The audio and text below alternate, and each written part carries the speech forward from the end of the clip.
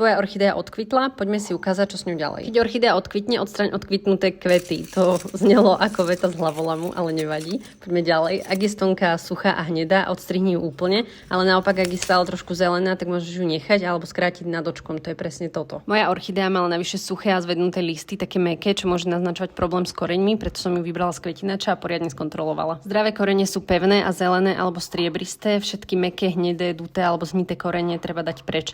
A áno, pokojne môžeš odstraniť aj väčšinu tých koreňov, ak sú poškodené, pretože orchidei prirodzene rastú prichytené na stromoch a veľa vlhkosti príjmajú teda aj zo vzduchu. Ak orchidei odstraníš priveľa koreňov, nevadí to, je to stále v poriadku, akurát jej bude chvíľku trvať, kým sa spamätá. Často jej vtedy môžu zožltnúť alebo zmeknúť listy, prípadne prestane na chvíľku rásť, kým si vytvorí nové korene. A tu som sa ešte na poslednú chvíľu rozhodla zmeniť neprehľadný kvetináč za priehľadný, pretože prehľadný je vždy lepší. Ja mám svoje orchidei v substráte orchidiak z kvetárne, ktorý je dostatočne vzdušný a vhodný práve pre orchidei. A ako vidíš, orchidea úspešne nahodila nové kvietky a už je ako znovu zrodená. A ak ťa zaujíma viac tipov o pestovaní rastlín, nezabudni ma sledovať. Pá!